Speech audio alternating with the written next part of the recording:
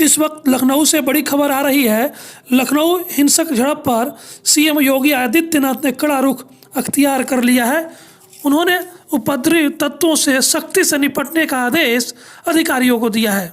उन्होंने कहा है कि नागरिकता बिल के विरोध में जो हिंसा की गई है उसकी भरपाई उपद्रवियों से की जाएगी, उनकी संपत्ति जब्त की जाएगी और पब्लिक और सरकारी जो नुकसान हुआ है संपत्ति की उससे भरपाई की जाएगी। देखिए क्या कहते हैं सीएम योगी आदित्यनाथ। नागरिकता कानून के विरोध के नाम पर हिंसा, इस सरासर उपद्रवी और अराजक तत्वों के द्वारा विपक्षी दलों, कांग्रेस समेत अन्य सभी विपक्षी दलों के संरक्षण में की गई एक शरारत है। और उत्तर प्रदेश के अंदर लखनऊ में और संभल में जिस प्रकार से वाहनों में आग लगा करके आगजनी करने का प्रयास हुआ है, व्यापक रूप से वहां पर तोड़फोड़ करने का प्रयास हुआ, इस प्रकार की उपद्रवी गतिविधियों को कतई स्वीकार नहीं किया जाएगा। मैंने पहले दिन भी इस बात को कहा था और सभी से विनम्र अपील की थी कि लोकतंत्र में हिंसा के लिए कोई जगह नहीं, संवाद से सभी समस्याओं का समाधान हो सकता है। हम लोग सिटीजन अमेंडमेंट एक्ट के नाम पर दुष्प्रचार बंद करें, लोगों को वास्तविक जानकारी होनी चाहिए।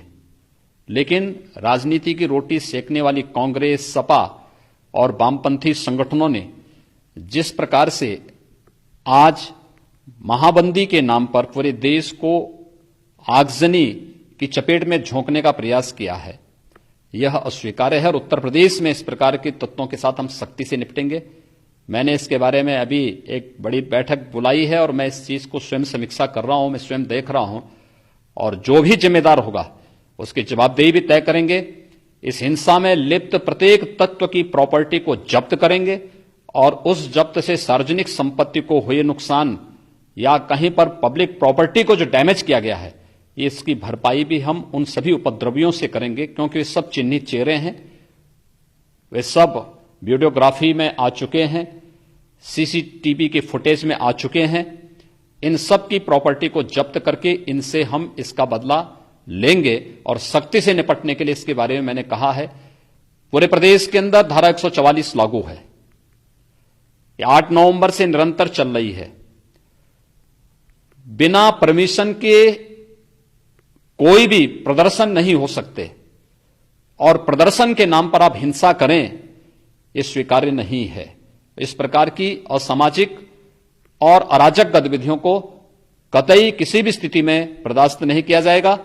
मैंने स्वयं भी सभी स्तर के पुलिस अधिकारियों के साथ स्वयं बातचीत की और सबको आवश्यक निर्देश दिए हैं कि वे उपद्रवी तत्वों को, आम जनता को कोई परेशानी न हो, आम जन के आवागमन में किसी प्रकार की कोई बाधा न हो, लेकिन उपद्रवी तत्व जहां पर भी हो सख्ती के साथ उससे निपटने की कार्रवाई भी प्रारंभ करें। सर, हम ये कह सकते हैं कि इस बिल को लेकर के अननेसेसरी टूल बनाया जा रहा है। देखिए, अनावश्यक भ्रम की स्थिति पैदा करने का प्रयास कर रहा है विपक्ष, जिसके पास आज कोई मुद्दा नहीं बचा है, जो अपने कृत्यों से जनता के द्वारा दरकिनार कर दिया गया है।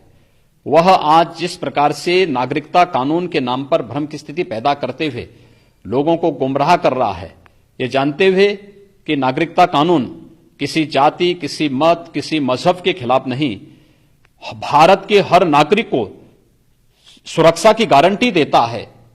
भारत के अंदर आए हुए शरणार्थियों को यहां पर शरण दे करके भारत की सनातन परंपरा को आगे बढ़ाता है।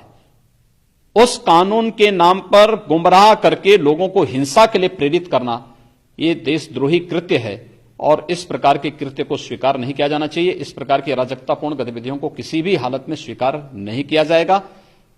स्पष्ट निर्देश दिए गए हैं, आम जन को किसी प्रकार की कोई दिक्कत न हो, इसकी व्यवस्था सुनिश्चित करें।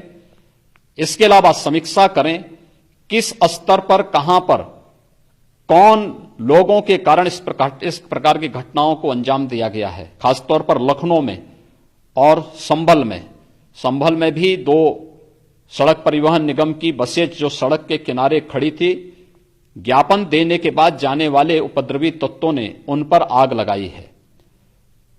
लखनऊ में लगभग 1 दर्जन वाहन, जिसमें 8 के आसपास 9 टू व्हीलर हैं और उसके बाद 3-4 जो हैं वो भी वैन है और एक रोडवेज की बस है, इसको भी आग लगाने का कृत्य किया गया है। अन्य अगर प्रॉपर्टी, पब्लिक प्रॉपर्टी जहां भी डैमेज हुई है, हम इन्हीं उपद्रवियों से इसकी वसूली करेंगे, इनकी संपत्तियों को नीलाम करके इसकी वसूली भी करेंगे।